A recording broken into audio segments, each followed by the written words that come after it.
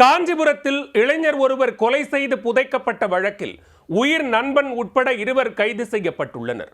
படிக்கும் வயதிலேயே வட்டிக்கு பணம் கொடுத்த தகராறில் இளைஞரை கழுத்தை நெரித்து கொலை செய்ததன் பகீர் பின்னணி என்ன? வாலாஜாபாத் காவல் எல்லைக்குட்பட்ட ஐயம்பேட்டை பகுதியைச் சேர்ந்த தம்பதி ருத்ரகோட்டி மோகனப்பிரியா. இந்த தம்பதியின் 21 வயதான மகன் தனுஷ் என்ற தருண் BSc முடித்துவிட்டு அரசு வேலைக்காக படித்து வந்தார். அண்மையில் நடைபெற்ற TNPSC தேர்வு எழுதிய இவர் தொடர்ந்து அரசு வேலை கனவில் இருந்துள்ளார். கடந்த 6ஆம் தேதி இரவு தனது வீட்டில் உணவருந்துவதற்காக தனுஷ் அமர்ந்துள்ளார். அப்போது வந்த போன் காலால் சாப்பிடாமல் உடனே வெளியே சென்றுள்ளார்.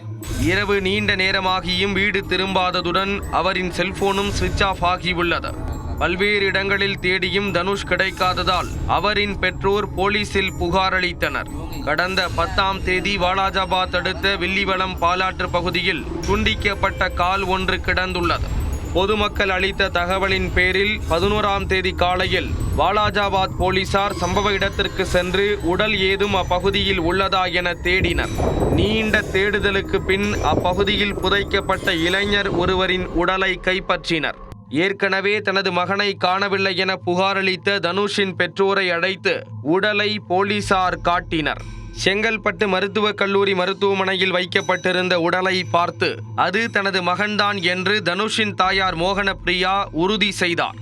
பின்னர் வாலாஜாபாத் போலீசார் வழக்கு பதிவு செய்து CCTV கேமராக்களை ஆய்வு செய்து கொலையாளிகளை தேடி வந்தனர். தொடர்ந்து மேற்கொண்ட விசாரணையில் கடந்த சனிக்கிழமை தனுஷை அவரின் நண்பர்கள் 2 அழைத்து சென்றது தெரிய வந்தது. நண்பர்களான ஐயம்பேட்டையைச் சேர்ந்த விஸ்வா மற்றும் வில்லிவளம் பகுதியைச் சேர்ந்த சுந்தர் ஆகிய 2 பிடித்து விசாரித்ததில் திடுக்கிடும் தகவல்கள் வெளியாகின. இவர்கள் 2 BCom முடித்த நிலையில் வேலை தேடி வந்துள்ளனர். இதில் விஸ்வாவும் தனுஷும் சிறுவயது முதலே நண்பர்களாக இருந்து வந்துள்ளனர். நண்பர் விஸ்வாவின் பண தேவைக்காக தனது தாயாரின் செயினை அடகு வைத்து தனுஷ் பணம் கொடுத்துள்ளார். கடன் கொடுத்த பணத்திற்கு தனுஷ் வட்டியும் வசூலித்துள்ளார். தொடர்ந்து நண்பர்கள் விஸ்வாவும் சுந்தரும் தங்களது வீட்டில் உள்ள தங்க நகைகளை எடுத்து வந்து தனுஷிடம் கொடுத்து அடகு வைத்து பணம் வாங்கியுள்ளனர். ஒரு கட்டத்தில் கொடுத்த நகையை விட அதிக பணம் கேட்டு நிர்பந்தம் செய்துள்ளனர். அதற்கு கூடுதல் வட்டி கேட்டதால் தனுஷ் மீது விஸ்வாவும் சுந்தரும் கடும் கோபத்தில் இருந்துள்ளனர். இதனால் சம்பவத்தன்று 2 தனுஷை காரில் வில்லிவளம் பகுதிக்கு அழைத்து சென்றிருக்கிறார்கள். வாக்குவாதம் முற்றிய நிலையில் விஸ்வாவும் சுந்தரும் சேர்ந்து கயிற்றால் தனுஷின் கழுத்தை நெரித்துள்ளனர். இதில் மூச்சு திணறி தனுஷ் பரிதாபமாக உயிரிழந்தார். பின்னர் என்ன செய்வது என்று தெரியாமல் பாலாற்று பகுதியில் குழி தோண்டி உடலை புதைத்தது விசாரணையில் தெரிய வந்துள்ளது.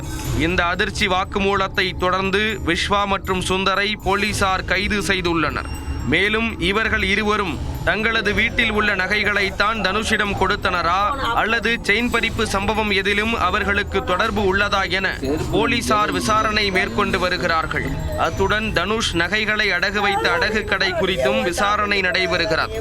பணம் கொடுக்கல் வாங்கல் பிரச்சனையில் இளைஞர் ஒருவரை அவரின் உயிர் நண்பர் உட்பட 2 கொலை செய்த சம்பவம் வாலாஜா பகுதியில் அதிர்ச்சியை ஏற்படுத்தியுள்ளது.